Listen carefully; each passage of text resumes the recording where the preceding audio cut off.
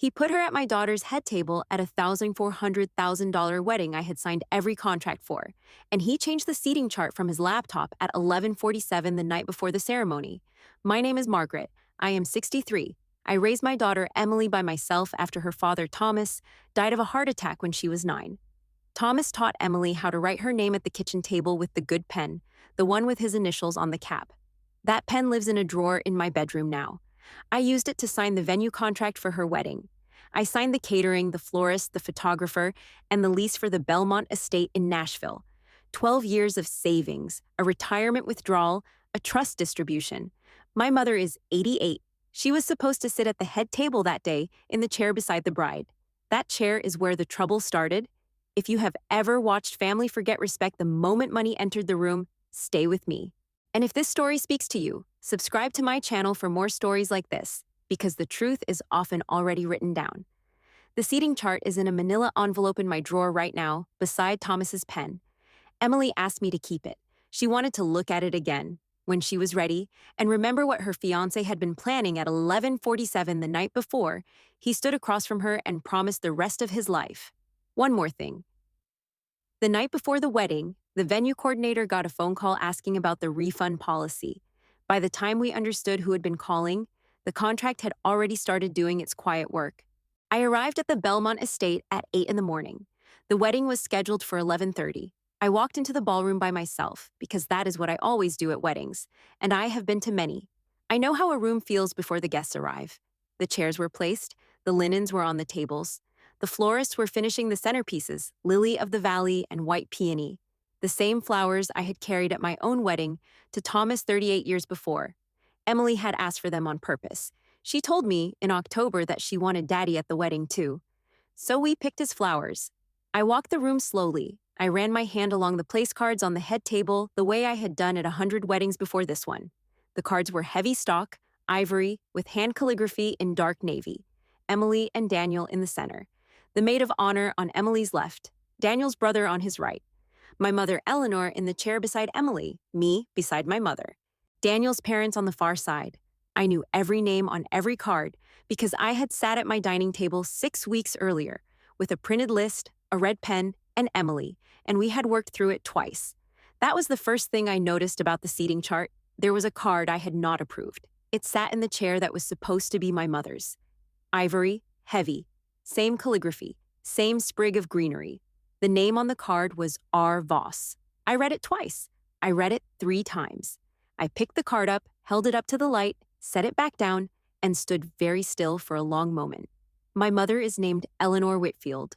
She is 88 years old. She uses a cane on her right side and a wedding band that is 49 years old on her left. She had been talking about this day for 2 years. She had bought a dress in February.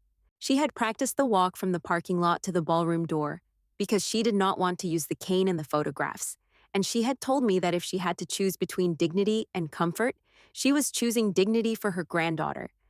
I had reserved her chair at the head table the day I signed the venue lease. I had reserved it with her name in capital letters on the master plan. Eleanor Whitfield. I had checked it twice with the coordinator. The chair was hers. R. Voss was not a name I knew. I want to be honest with you. There was a part of me in that first minute that wanted to tell myself this was a clerical mistake, a misprint, a duplicate card from another wedding left in the box by accident. The calligrapher worked 4 weddings a month. People make mistakes. I almost let myself believe that, and I didn't. I have learned over a long life that when something feels wrong in your chest before you can explain it in your head, listen to the chest first. The head will catch up. My chest told me this card was not a mistake. I walked out of the ballroom and down the corridor to the venue office. The coordinator was a woman named Patrice. She had been at the Belmont for 11 years.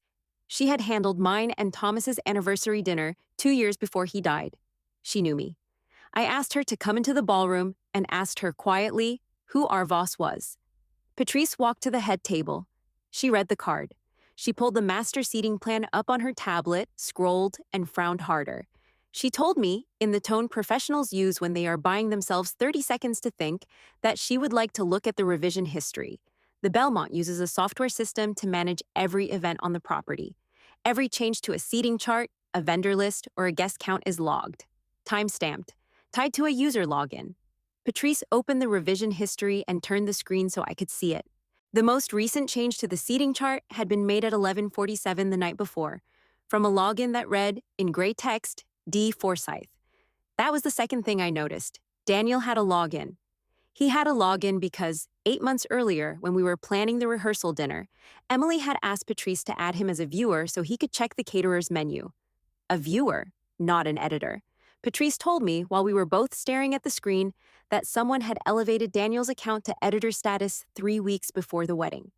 The change had been made from Emily's account. Emily would not have done that.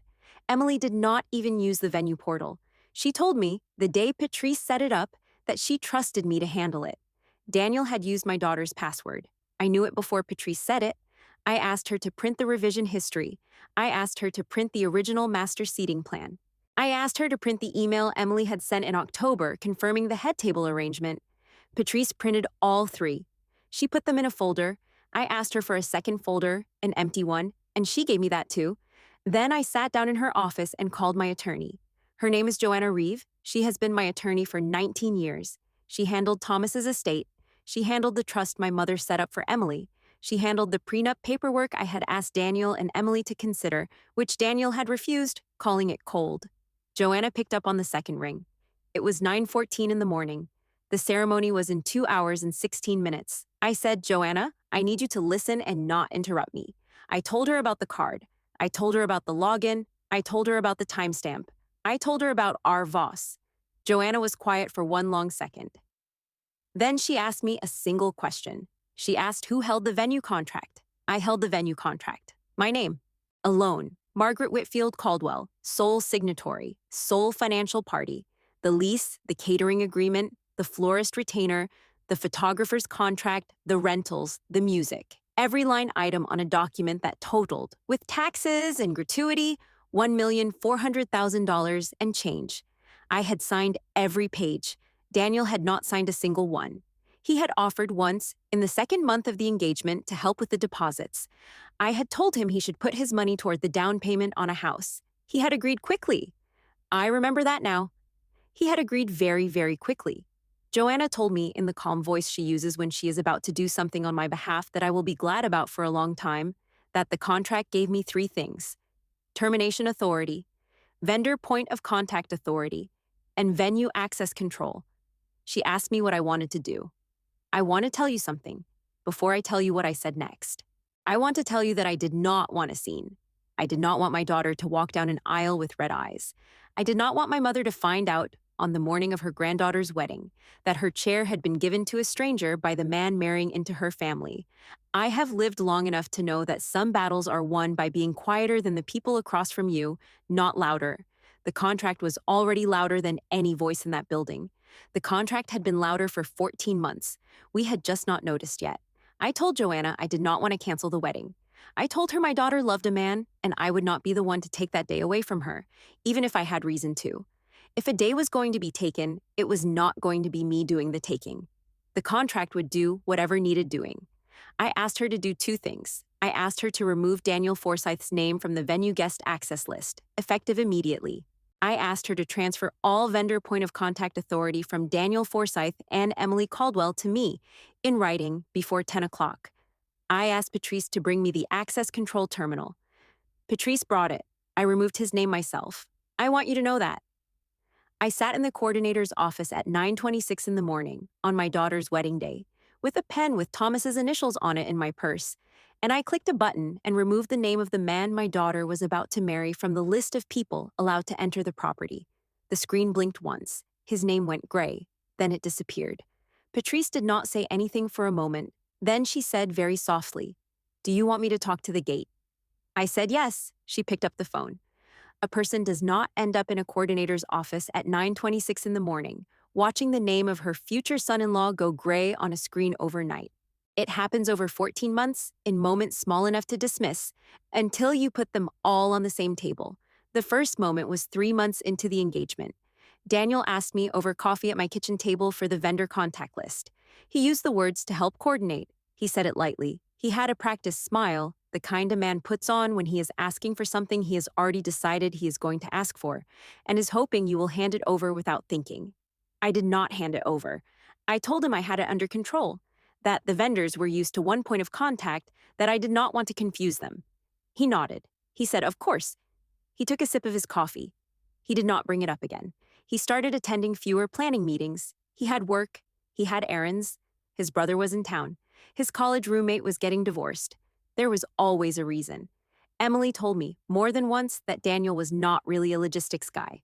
She said it the way young women say it when they are starting to make excuses for a man and have not noticed they are making excuses for a man. I noticed. I did not say anything. A mother who says everything she notices ends up with a daughter who does not call. The second moment was 6 weeks before the wedding. Patrice mentioned to me, in passing during a walkthrough, that someone had called the venue earlier in the week asking about the cancellation refund policy. She had assumed it was a family member helping with logistics. She did not flag it. She told me days later, when we were standing in her office at 9 in the morning on the wedding day, that she should have asked who. She apologized. I told her she had no reason to apologize. I told her I had not flagged it either, and I was the contract holder. The third moment, the smallest one, the one I keep coming back to, was the night before the wedding. Emily had spent the evening at our house. She had slept in her childhood bedroom. We had eaten lasagna at the kitchen table, the way we used to when she was a teenager, and she had fallen asleep on the couch with her head on my shoulder while a movie she did not care about played on television. At 10:30, I had walked her up to her old room and tucked her in. She had giggled, softly, the way a 31-year-old woman does when her mother is treating her like a child for one last night. And she had said something in passing as she pulled the covers up. She said, "Daniel is staying up late tonight. He's handling something on his laptop. He told me he was working on his vows." I had smiled and turned off the light. The next morning, while Patrice was looking at the revision history, I remembered that sentence the way you remember stepping on a nail in the dark. He had not been writing his vows. He had been writing a seat for his ex at my mother's table. I want to tell you about Renata Voss because I owe you the truth. I did not learn about her by snooping. I learned about her 14 months before the wedding, the same way Emily did. Daniel told us. He came to dinner on a Sunday evening and said, with the calm of a man who thought he was handling something cleverly, that an old friend had reached out and he wanted to mention it so there would be no surprises. He said her name, Renata? College girlfriend, briefly. She had moved to Nashville for work. He had told her he was engaged. He had not seen her since. Emily had nodded. Emily had taken his hand across the table. Emily had said, "Thank you for telling me." I had watched from my chair at the head of my own dining table, and I had not said a word, because it was not my engagement and not my place. But I had watched his eyes when he said the word briefly, and I had felt that small wrong feeling in my chest, the one I had learned to listen to. I did not say anything to Emily that night. I did not investigate. I let him be the man my daughter had chosen, because she had chosen him. But after the wedding, when everything had been documented and stored, Emily and I sat down and looked at her phone records together. The records covered 14 months, daily contact, sometimes twice a day, calls late at night, texts at 3 in the morning. The frequency had increased in the last 6 weeks. The night of the rehearsal dinner, the night before he sat at my table and ate the salmon I had ordered. They had spoken for 41 minutes between midnight and 1. He had not stopped seeing her. He had not even slowed. I am not telling you this to humiliate him. I am telling you so you understand what was sitting in that chair with R. Voss written on the card. He had been planning to install another woman at the head of my daughter's wedding, in a chair belonging to her grandmother, and dare anyone to say something about it on the day of the ceremony. He was counting on the politeness of women like me. He was counting on a mother of the bride who would not make a scene. He had picked the wrong contract. By 9:45, Joanna had emailed Patrice the formal authorization removing Daniel as a point of contact for any vendor on the wedding. By 9:50, Patrice had forwarded that letter to every vendor on the property. By 9:55, all communication for the event was directed to Margaret W. Caldwell, contract holder. By 10:05, I had eaten half a piece of dry toast in the coordinator's break room and drunk a glass of water with my hands shaking. I am not made of stone. At 10:15, my mother arrived. She arrived in a navy suit she had bought in February. She arrived in her wedding band of 49 years. She arrived using her cane because the parking lot was longer than she had practiced for. I met her at the door. I walked her into the ballroom and to the head table and pulled out the chair that said Eleanor Whitfield on the card, because I had asked Patrice to print a new one, and I had walked back to that table at 9:58 and replaced the card myself. Our Voss had gone in the manila folder. Eleanor Whitfield was where she belonged. My mother sat down. She did not know any of what had happened. She does not know to this day. I will probably tell her eventually when she asks why Daniel is not in the family photographs, but not on her wedding day. At 10:30, Daniel arrived at the gate. I was not there. I have only the gate manager's account, which I asked Patrice to write down for me later, because I wanted everything in writing. The gate manager is a man named Hector. He had been at the Belmont for 26 years. He had been told at 9:58 that the contract holder had revoked guest access privileges for one Daniel Forsyth. He had asked once if there was a reason. Patrice had told him no. The contract gave the contract holder full access control rights. No reason was required. At 10:30, a black SUV pulled up to the gate. Daniel was in the passenger seat. His brother was driving. Daniel rolled down the window and gave his name. Hector checked the list and told him courteously that his name was not on it. Daniel laughed. He thought it was a joke. He told Hector he was the groom. Hector said, "Sir, the contract holder has revoked your access. You will need to contact her." Daniel called Emily. Emily was in the bridal suite. She did not have her phone on her because she had handed it to her maid of honor at 9 and told her to keep it for the morning. Hannah saw the call. She did not answer. She had been told, by me at 9:48, that there was a situation, that Emily was not to know yet, and that any call from Daniel was to wait. Hannah has known Emily since the 3rd grade. She nodded once and put the phone face down on the dressing table. Daniel called me. I let it ring. I let it ring twice. The 3rd time, I picked up. I did not raise my voice. I have not raised my voice in 22 years. I told him calmly that the venue had been informed of a change to the seating chart that I had not approved, that the change had been logged from his login at 11:47 the previous night, and that the chair he had assigned to a Ms. R. Voss had been my mother's chair. I told him that I had revoked his access to the property. I told him that if he wished to be married to my daughter today, he would call Renata Voss in front of me, on speakerphone, and end whatever it was he had been pretending was nothing for 14 months. I told him that if he could not do that, he would not be entering the ballroom. He told me I had no right. I told him I had every right. The contract was in my name. The venue was leased by me. The vendors were retained by me. The deposits were paid by me. He had paid for nothing. He had earned no standing.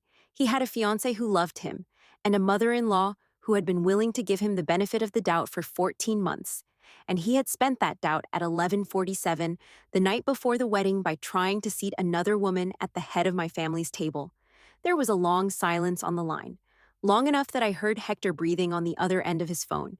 He had stayed on a second line so there would be a witness to the call. I had asked him to. Daniel said very quietly that he wanted to speak to Emily. I said, "You may speak to Emily after you have spoken to Renata." He hung up. Greed gets loud when paperwork gets quiet. I want you to remember that line. I did not invent it. Joanna said it to me on the phone an hour earlier, when she was reading the contract aloud to me to make sure I understood my rights. Greed gets loud when paperwork gets quiet. Daniel's greed had been quiet for 14 months. The paperwork had been even quieter. The paperwork had simply been waiting. While Daniel sat in his brother's SUV at the gate, 3 things happened. First, Patrice walked into the bridal suite and asked to speak with Emily privately. I had asked Patrice to do this because there are some sentences a mother should not say to her daughter on her wedding morning, and there are other sentences only a mother can say. Patrice gave Emily the smaller version. She told her that there had been a change to the seating chart that her mother was handling, that her mother had been working with Joanna, and that Emily was being asked to come to the coordinator's office for 15 minutes before any further decisions were made. Emily came. She came in her robe with her hair half done and her feet in slippers. She came because Patrice had said the word Joanna, and Emily knew what that word meant. Second, I sat down with my daughter at the small wooden table in Patrice's office. I had the manila folder. I opened it. I laid out 3 pieces of paper: the original master seating plan, the revision history with the timestamp and the login, the card that read R. Voss. I told Emily who Renata Voss was. I told her what the phone records I had not yet seen would tell us. I told her about the call to the venue 6 weeks earlier asking about the refund policy. I told her about the laptop the night before. I told her in plain words that the man waiting outside the gate had spent the last hours of his bachelorhood trying to install his college girlfriend at her grandmother's place at the head table. I did not cry. I had cried at 9:17 in the morning, in the hallway before any of this got organized. By 10:32, I was empty of anything but the contract. Emily did not cry either at first. She read the timestamp 3 times. She picked up the Arvos card and held it up to the light the way I had. She set it down. She looked at me and asked, in a voice I have not heard from her since she was 9 and her father had just died, "What do you want me to do?" I told her I did not want her to do anything she did not choose. I told her I wanted her to know the truth before she stood across from a man and promised the rest of her life. I told her she could marry him today with her eyes open, and I would not say another word about it. I told her she could not marry him today, and the contract was in my name, and I would handle every vendor and every refund and every phone call.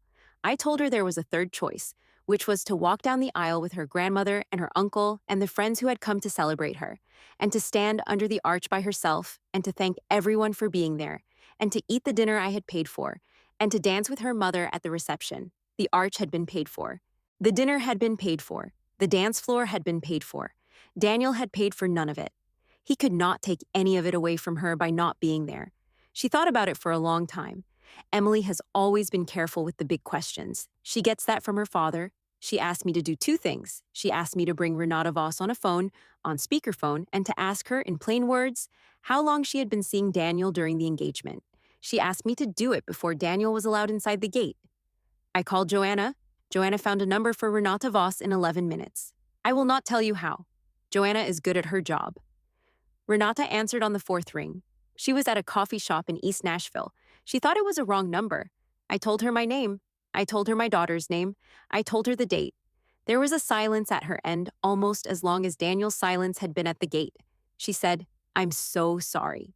She told us, on speakerphone, with Emily sitting next to me holding the corner of the table, that she had been seeing Daniel since 14 months ago, that she had told him repeatedly that she would not continue while he was engaged, that he had told her repeatedly that he was about to end the engagement and that he just needed the right moment, that last week he had told her he was bringing her to the wedding, that she had told him not to come near her, that she had not believed him until last night when he had texted her at midnight to say her seat was reserved at the head table, and that she had not answered, and that she had spent the morning trying to figure out whether to call my daughter herself.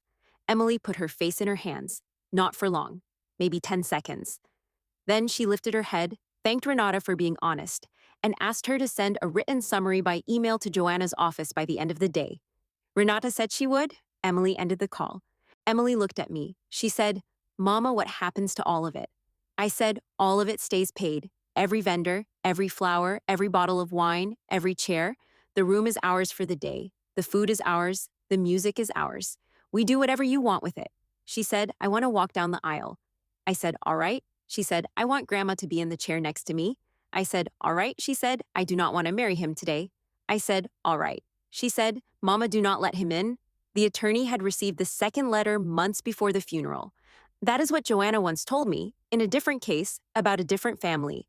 I want to put that line here because it has stayed with me. The attorney had received the second letter months before the funeral. Some letters get written long before anyone knows they will be needed. The contract for that wedding had been written 11 months before. It had been waiting in a filing cabinet at the Belmont estate.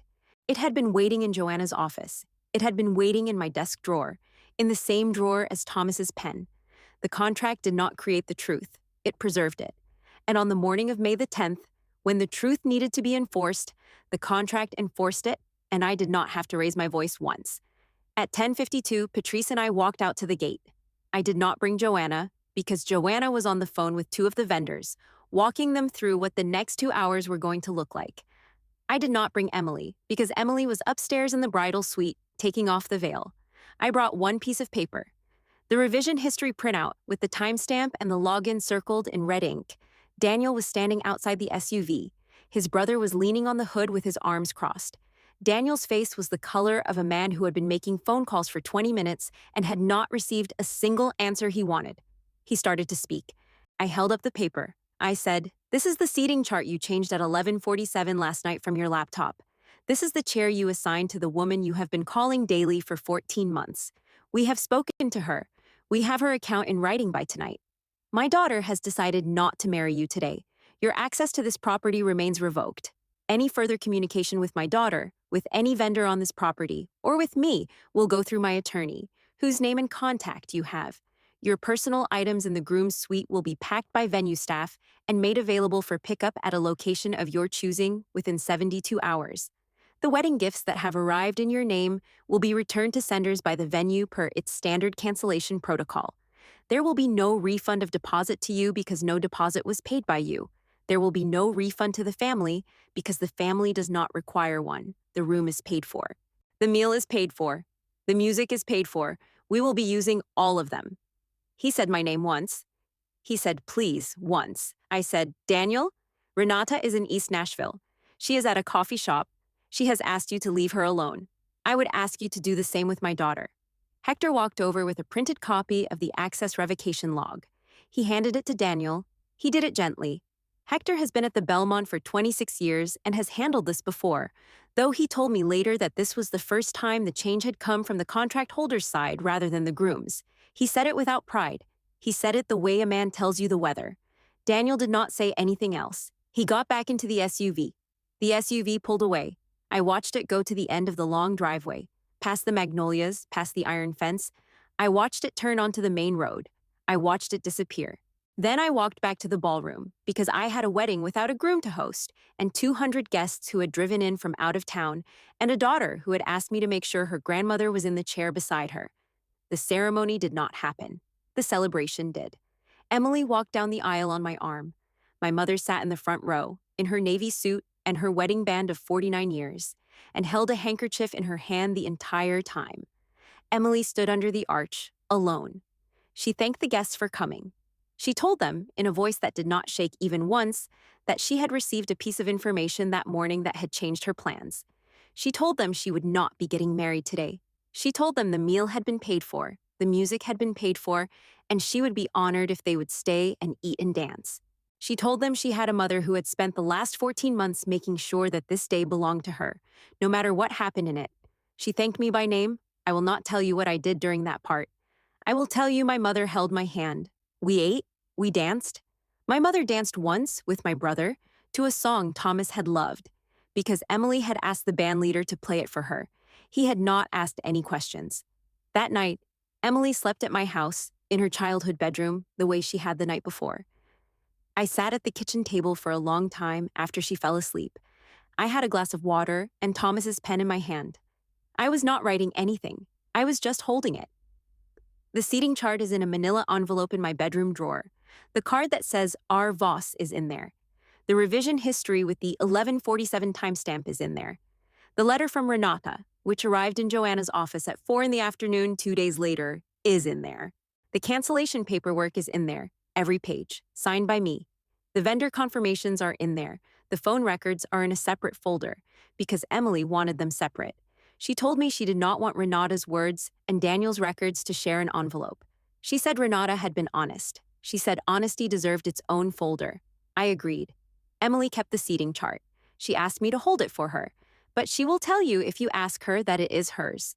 She said she wanted to know it was somewhere she could see it again, when she was ready. She said she wanted to be able to look at it on a hard day, when she was tempted to second-guess herself, and remember what her fiancé had been planning at 11:47 the night before he stood across from her in front of 200 people. She said the seating chart was the truth before anyone said anything out loud, and she did not want to lose the truth. I have been thinking about Thomas a lot since that morning. He used to say when Emily was small that paperwork was love in slow motion. He said it as a joke. He said it because he had lost his own father young and had spent 2 years sorting through a house with no will and no instructions. And he had promised himself he would never leave Emily that way.